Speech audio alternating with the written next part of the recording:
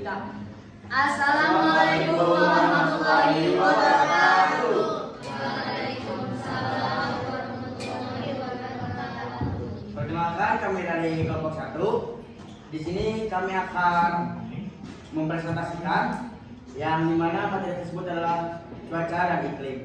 Sebelumnya kami izin memperkenalkan diri. Nama saya Pak Nur Fauzi, absen 10. Saya Pak Ardiansa, absen 9. Saya Jafari Hasan dari absen 5. Saya Fira Ulia Rahma dari absen 17. Saya Nadia Praya Mulyana dari absen 32. Saya Aini Kiradia Jasmine dari absen 1. Saya Yasmina Jensen dari absen 50. Nah, teman-teman, kalian nyadar gak sih bahwa cuaca dan iklim belakangan ini sering berubah-ubah? Iya. Ya. Berubahnya itu karena ada penyebab. Pasti ada penyebabnya. Penyebabnya itu ada beberapa faktor yang dimana ada faktor dalam lingkungan dan juga luar lingkungan. Untuk faktor dalam lingkungan ada dari faktor suhu, kelembaban udara, dan juga curah hujan. Dan yang untuk faktor dari luar lingkungan itu ada arah dan juga kecepatan angin. Untuk penjelasan lebih jelas akan dijelaskan oleh teman-teman saya. Jadi unsur pertama yang mempengaruhi cuaca dan iklim itu yaitu suhu. Suhu itu adalah cuaca panas atau dingin yang bisa diukur oleh alat yang bernama termometer. Kelembapan udara adalah kelembapan banyaknya uap air yang terkandung dalam udara. Kelembapan dipengaruhi oleh suhu. Semakin tinggi suhu, semakin banyak uap air yang terkandung oleh udara. Kelembapan berpengaruh terhadap terbentuknya awan dan hujan. Untuk alat pengukurnya ada micrometer atau hygrometer.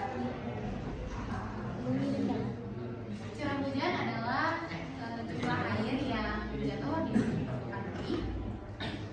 Lalu yang membentuk hujan, salju atau juga bisa disebut dengan hujan es dalam satuan waktu yang tertentu ya. Nah, biasanya diukur dalam milimeter. Curah hujan dipengaruhi oleh suhu, kelembapan udara, dan juga angin.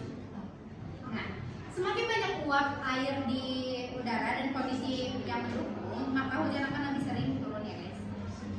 Nah, yang selanjutnya adalah alamat angin. Seperti yang kita ketahui bahwasanya angin itu kan datang dari mana saja dan juga di mana saja. Kenapa angin ini bisa mempengaruhi cuaca ataupun hujan di suatu daerah? Karena ini contohnya, misalkan angin itu datang dari daerah Bandung. Suhu di daerah Garut itu adalah suhu dingin, tapi ketika si angin itu berasal dari daerah Bandung yang suhunya panas, bisa membawa suhu ke sini menjadi suhu yang panas juga. Nah, makanya dari itu, kenapa arah mata angin dari manapun saja itu kurang lebih cuaca juga itu dan berubahnya sangat cepat karena angin terus-terusan mengalir dari manapun yang nantinya akan dibatasi juga oleh kecepatan angin yang akan dijelaskan oleh kita.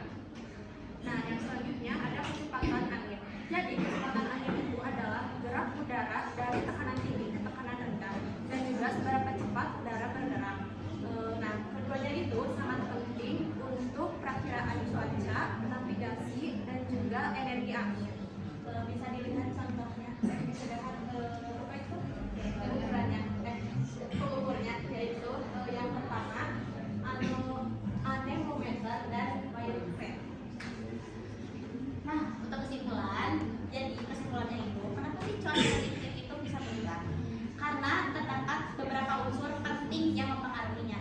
Yang pertama ada suhu, kelembapan udara, curah hujan, kecepatan angin, sama arah mata angin. Nah, 5 hal ini sangat berkaitan. Jika salah satu unsur ini berubah atau